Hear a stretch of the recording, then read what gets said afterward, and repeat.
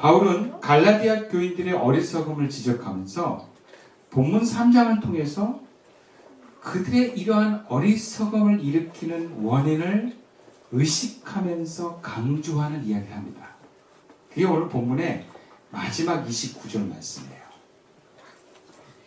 너희가 그리스도의 것이면 곧 아브라함의 자손이요 약속대로 유업을 이을 자니라. 바울은 갈라디아 교인들에게 굳이 할례나 율법을 지키지 않아도 구원받는다 이 얘기가 아니라 너희는 아브라함의 자손이고 아브라함의 약속하신 유업을 받을 수 있다라고 정리를 하고 있어요. 그렇다면 지금 갈라디아 교인들은요, 구원에 관심이 있는 것보다 아브라함의 자손이 받을 축복에 관심이 있다는 것을 볼 수 있습니다. 당시에도 그랬는지는 정확히 알 수 없지만 우리가 유대인 하면 오늘날에도요, 참 복을 많이 받는 민족이다 이렇게 이해할 수 있어요. 예를 들어서 미국 금융계를 움직이는 큰 손들은 다 유대인이다 이런 얘기예요. 세상에서 돈을 가장 많이 가지고 있는 사람들이다. 그래서 그들이 막 미국 금융계를 막 움직이기 때문에 미국이 유대인들을 위한 정책을 할 수밖에 없다는 거예요. 또 유대인들은요, 어디를 가든지 잘 뭉쳐서 상권을 형성하고 돈을 잘 법니다. 그들 안에서 어렸을 때부터 돈을 잘 벌고 관리할 수 있는 교육과 문화를 형성합니다. 무슨 아이가 생일이거나 기념일 때마다 친척들이 돈을 막 엄청 준대요. 근데 그걸 막 쓰라고 주는 게 아니라 그거 갖고 성인이 되자마자 쌈짓돈이 되고 종잣돈이 돼서 사업을 하든지 뭔가 일을 할 수 있게 만들어주는 자금으로 쓰게 한답니다. 또 유대인들은요, 어딜 가든지 뭐 변호사나 의사 이런 상류계층으로 많이 올라가요. 공부를 잘합니다. 똑똑해요. 노벨상을 참 많이 받았어요. 유대인들. 그래서 높은 사회계층을 형성하고 있어요. 또 그들은 건강하고 뭔가 건강을 유지할 수 있는 그들 나름대로 법이 있고요. 또 가족 모임을 되게 중요시 합니다. 유대인들은 일주일에 한 번은 무조건, 원래 저녁마다 가족들이 모여서 식사하는 게 원칙인데 그게 안 되더라도 일주일에 한 번은 반드시 가족이 다 모여서 저녁 식사를 한다는 거예요. 유대인들이 그래서 가족이 되게 튼튼합니다. 그러니까 그들이 어디에 있든지 주변 사람들로부터 유대인들은 부러움을 사게 돼 있어요. 근데 그 부러움이 지나치고 그들만의 어떤 행복으로만 이렇게 맺어졌을 때는 시기 질투도 참 많이 일어나기도 한답니다. 그래서 세계 2차 대전에 일어났던 유대인의 학살도 유대인을 시기하고 질투한 그 사람들에 의해서 저질러졌다라는 얘기까지 있어요. 그런 유대인들이 누리는 삶의 모습은 물질 세계를 살아가는 사람들에게는 참 부러운 모습이에요. 근데 그런 그들의 삶이, 여러분 생각해 보세요. 그들의 능력 때문이 아니라, 그들의 어떤 노력이나 의지 때문이 아니라 그들이 하나님으로부터, 즉 아브라함의 후손이기 때문에 받는 축복 때문이다라고 하면 얘기가 달라지는 거예요. 한마디로 나도 그런 아브라함의 축복을 받고 싶은 마음이 생기는 거예요. 그러니까 이렇게 가정해 볼 수 있어요. 갈라디아 교인들이 예수를 믿었어요. 근데 예수 믿었는데 삶이 바뀐 건 별로 없는 거예요. 여전히 가난하고 여전히 계층에서 벗어날 수가 없고 또 병든 사람이 예수 믿어도 쉽게 낫지는 않아요.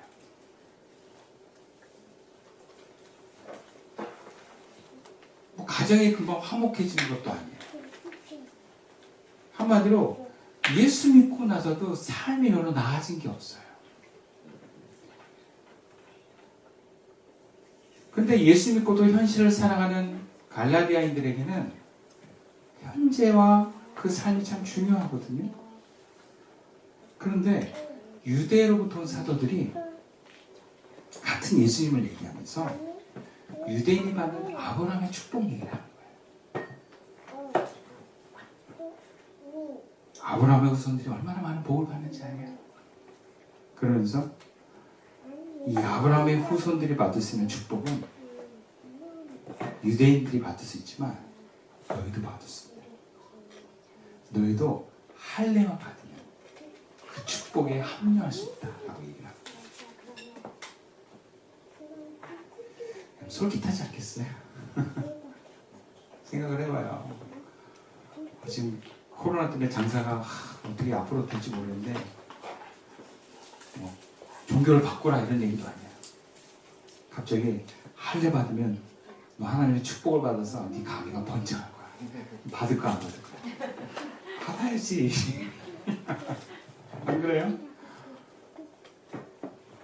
내 삶이 윤택해지고 풍성해지고. 왜냐하면 내가 잘 되는 건 나만의 이야기가 아니거든요. 우리 가족이 잘 되는 얘기고 우리 자녀들이 어떤 앞날에 대한 이야기이기도 해요. 그리고 그들이 그 근거를요 성경에서 얘기를 합니다. 성경에서 뭐라 그러냐면 창세기에서 하나님께서 아브라함을 향한 축복의 약을 3번 정도 크게 거론하는데 창세기 17장 3절부터 8절까지가 가장 구체적인 축복의 내용이에요. 보면은 너희는 번성할 것이고 민족이 될 것이고 너희로부터 왕이 나올 것이다. 그런 얘기를 하고 또 너와 내 후손들에게 하나님이 되어서 그 하나님이 주시는 보호와 축복을 받을 것이다 라는 얘기를 해요. 그게 아브라함과 그 후손을 향한 하나님의 약속이에요. 축복이에요. 그런데 그 약속을 하시고 하나님께서 아브라함에게 바로 명하신 것이 있어요. 창세기 17장 9절부터 14절까지 내용인데요. 그게 뭐냐 바로 할례입니다. 아브라함과 그 후손들이 받을 축복의 전제로 그 약속의 표징으로 너와 네 모든 식구들, 종들까지도 할례를 받아라. 이 내용을 근거로 유대에서 온 사도들은 갈레아다 교인들에게 전했을 거예요. 너희들도 할례 받으면 아브라함의 후손이다. 아브라함의 후손이 된다는 건 아브라함이 받는 축복을 누린다는 것이죠. 그러니까 흔들리는 거예요. 갈라디아 교인들이. 그래서 바울은 그 소식을 듣고 할례를 행하지 않고도 너희는 십자가의 복음만으로도 아브라함의 후손이 될 수 있다고 얘기를 하는 것입니다. 이는 십자가의 복음만으로도 아브라함의 후손에게 약속하신 복을 받을 수 있다는 의미이기도 합니다.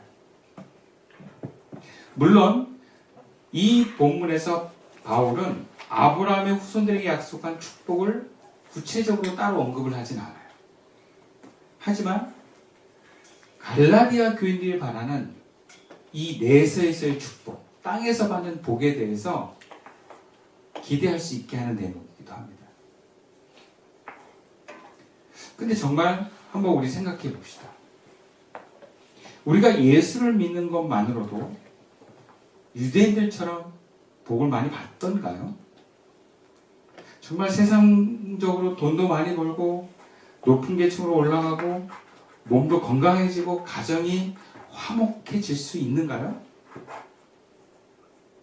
여러분, 통계적으로 보면 그런 경우도 있고 그렇지 않은 경우도 있습니다. 그런데 실제로 70년대, 80년대 교회는 그 전자로 전했습니다. 우리 한국에서 기독교를 믿는 사람들을 뭐라 그랬냐면 목사님이 동방의 유대인이다 그랬어요. 그래가지고 아브라함이 받는 후손들이 받는 복을 우린 다 받을 수 있다, 받고 있다 이렇게 전했어요. 그래서 예수 잘 믿으면 돈도 많이 벌고 낮은 계층의 사람들이 높은 계층이 되고 세상적으로 유명한 사람도 된다. 수많은 사람들이 그런 현실들을 또 열매들을 맺어가면서 막 간증 집회 같은 거 참 많이 했어요. 정말 실제로 그런 일들이 많이 일어났다는 것도 사실이에요. 예. 그런데 정말 모든 사람이 예수 믿고 그런 축복을 받았는가에 대해서는 여러분 살펴봐야 돼요. 근데 만약에 그 내세의 복을 받지 못했다면 또 대다수는 이렇게 얘기합니다. 네가 예수를 제대로 안 믿어서 그래. 옛날 표현으로 하면 네가 정성이 부족해서 그래. 그래서 더 헌금 많이 하고 더 교회 열심히 나오고 뭔가 더 하나님 앞에 전도하고 이런 걸 얘기하기도 했어요.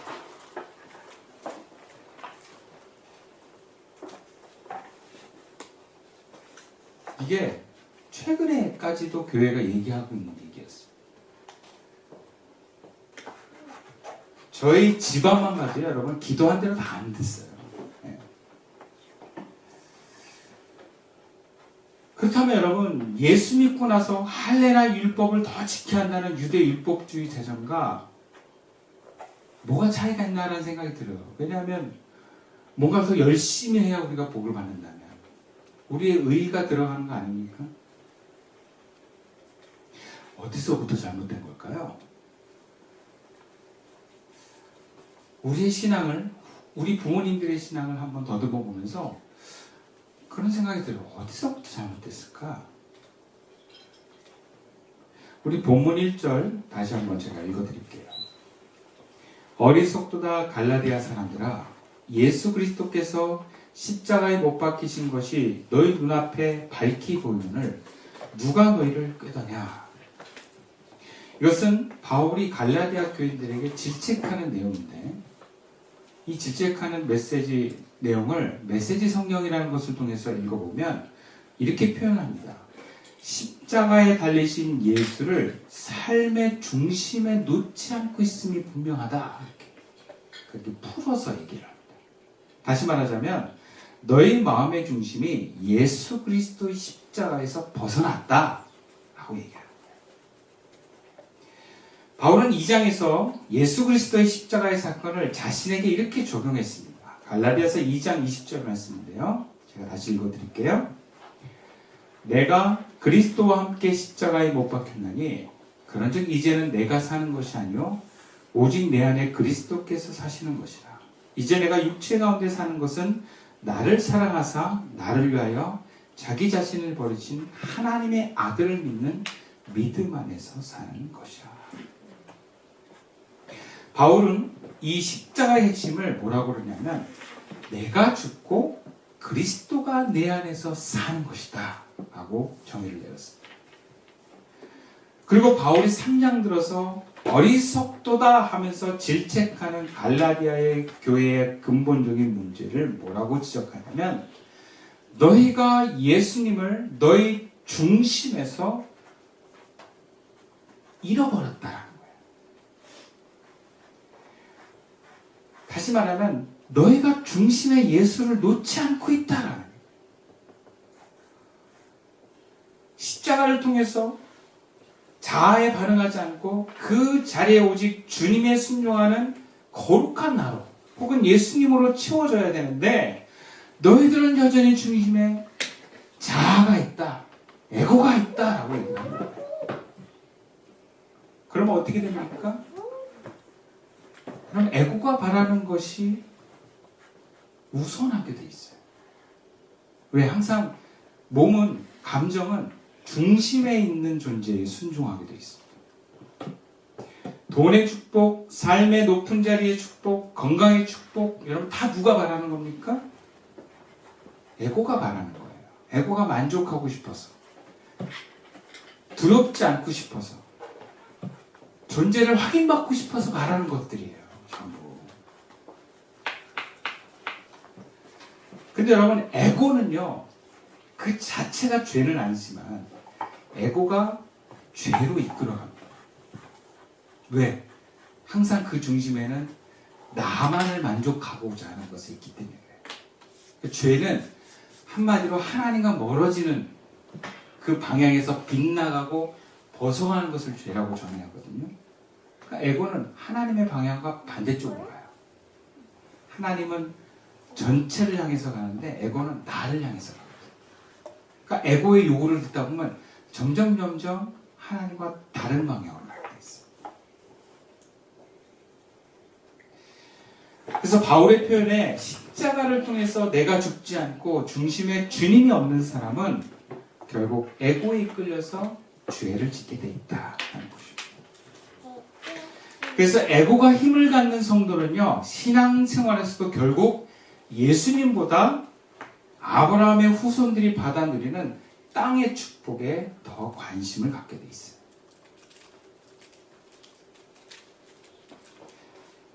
그렇다면 여러분, 할례를 마다할 이유가 없는 거예요. 할례만 하면 내 에고의 바람이 이루어지는 거예요. 근데 여러분, 할례는 자연스럽게 율법주의와 연결이 됩니다. 그러면 구원의 전제에 사람의 의지와 노력이 들어갈 수밖에 없어요. 그럼 바울 시대로만 따져봐도 이방인들에게 전도가 막히고요, 또 성령 안에서의 자유로운 삶이 아니라 또다시 사람을 나와 남을 율법으로 가르고 정지하는 일들이잖아요. 그러면 사람의 생명을 점점 죽이는 일로 합니다. 십자가의 복음은 무력해지고 유대인이 아닌 이방인들에게 제한받고 하나님과 사람들을 멀어지게 만드는 길을 가는 거예요. 이런 거에서 오늘날에도요, 성령 충만하지 않고 에고 충만한 사람은요, 절대 남에게 감동을 줄 수가 없습니다. 내 이웃에게 사랑을 전할 수도 없고요, 변화도 줄 수 없어요. 구약의 사건으로 따지면 여리고성을 무너뜨릴 수가 없어요. 그런 사람들은 전부 광야에서 살다가 하나님을 잃어버리진 않아요. 구름기둥 불기둥만 따라다녀요. 왜? 무서우니까. 요단강을 못 건너가요. 여러분, 교회만 다닌다고 예수 믿는 게 아니에요. 오늘의 삶에서 예수를 믿는다고 자신만의 율법으로 삶을 제한하고 이래야 된다라는 법으로 남과 자신을 가두게 되면 결국 이웃에게 흘러가야 될 복음의 기쁜 소식과 생명은 제한받습니다. 물론 바울도 그 율법의 역할을 아예 부정하지는 않습니다. 율법은 죄를 죄로 알게 하고 율법의 한계를 통해서 우리는 예수님께 가야 된다는 길을 안내합니다. 율법의 역할이 있어요. 그러나 딱 거기까지. 바울의 표현으로는 초등학교 선생 수준. 그죠? 여러분, 우리 인간이 사람답게 사회에서 살아가기 위해서는 초등학문으로는 부족해요. 그렇지 않은가요? 중학교, 최소한 고등학교는 졸업을 해야 돼요. 초등학생 졸업 가지고는 사회를 충분히 살아갈 수도 남을 도와줄 수도 없습니다. 마찬가지예요. 율법으로는 하나님의 나라를 이룰 수가 없는 한계에 부딪힙니다. 그래서 율법은 구원의 전제가 될 수 없습니다. 율법으로는 하나님의 뜻을 이룰 수도 없습니다. 그래서 우리의 삶은 수많은 주님을 향한 물음에 있어요. 주님, 어떻게 할까요? 그리고 늘 주님이 오늘의 삶에서 원하시는 그 속에 귀를 기울이는 삶에 내 신앙의 삶의 방법론이 있습니다. 근데 그 주님이 중심은 아니면요, 나에게 귀를 기울여요. 내 생각에 특히 귀를 기울여요. 내 법에 귀를 기울여요. 그리고 어떤 사건이 임했을 때 그 사건을 해결하는 방법도 내 경험과 법에 의존합니다. 근데 신앙을 삶을 사는 사람은 주님의 소리에 귀를 기울여요. 주님, 이 사건을 내가 어떻게 해결할까요?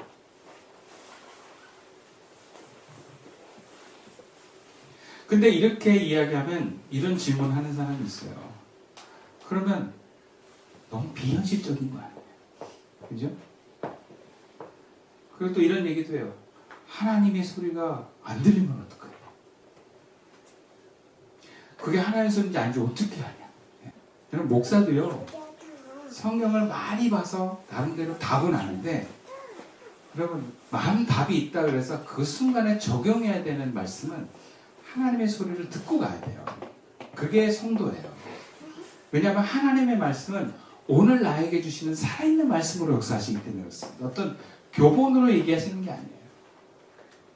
그렇다고 주님 어디 갈까요? 성경 쫙 펴고 이건 또 아닙니다, 여러분. 그리고 점쟁이식으로 가라는 얘기도 아니에요.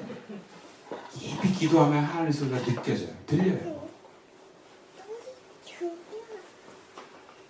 그러니까 그런 확신과 경험을 얻는 사람들은 많은 질문들을 해요. 그러면 기쁨이 없는 거 아닌가? 내가 없으면 그게 내가 인형이고 로봇이지.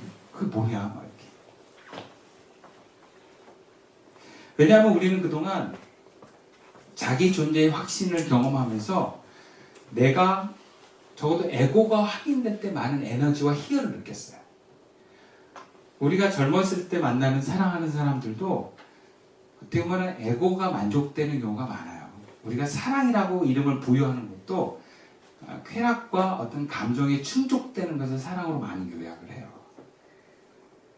그래서 내 안에 어떤 한 부분이 이성으로부터 채워졌을 때 어떤 존재가 만족되어지는 기쁨과 안정감이 있거든요. 그래서 그 만족을 계속 유지하고 싶어서 결혼이라는 걸 합니다. 근데 만족이 안 되거든요. 그러니까 결국 그거는 다시금 하나님께로 돌아갈 수밖에 없는 우리를 보게 하시는 사건들인데 또다시 만족을 막 다른 데서 찾으려고 하는 모습들이 에고를 계속 따라가는 사람들의 모습이에요.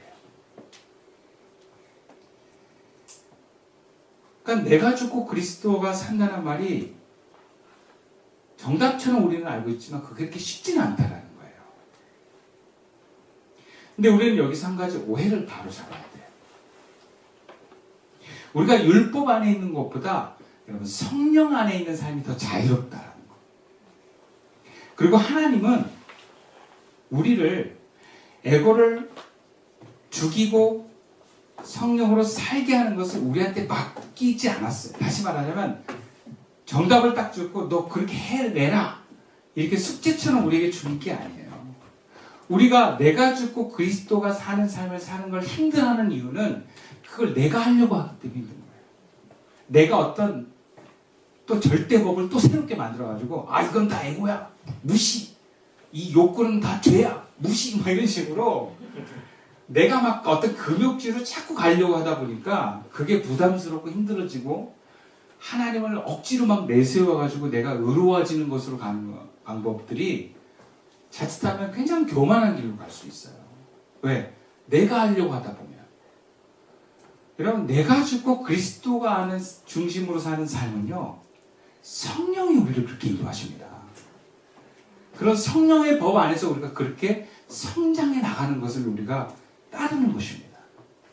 그게 이렇게 부담스럽고 힘든 게 아니에요. 왜냐하면 성령 우리를 너무나 잘 아시기 때문에 우리를 참 잘 인도하십니다. 사람에게 맞게 잘 인도하세요. 뭔가 여전히 내가 채워져야 할 게 있으면 채우게 하시고 우리를 인도해 가십니다. 그럼 우리가 예수가 중심이 되어서 나를 내려놓는 삶은요 그게 단번에 되는 게 아니에요. 어떤 철저한 금욕적인 삶으로 되는 게 아니에요. 성령의 인도를 잘 받아가면서 때로는 에고도 충족돼가는 하나님의 어떤 허락하신 속에서 아주 자연스럽게 형성되는 것입니다. 그래서 우리는요 그 성령의 인도만 잘 따라가면 돼요.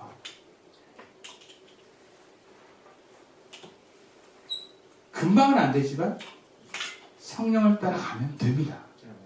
그래서 주님이 우리에게 원하시는 건 너 완벽하게 깨끗해져라. 너 완벽하게 거룩하기 위해서 네가 절제라가 아니고요. 나를 잘 따라오라는 거예요. 성령의 인도를 잘 받으라는 거예요. 그 인도를 포기하지 않고 놓치지 않고 끝까지 가는 성도가 되라고 주님은 말씀하십니다. 이것은 하나님에 대한 신뢰이고 이것은 하나님에 대한 사랑이기 때문입니다.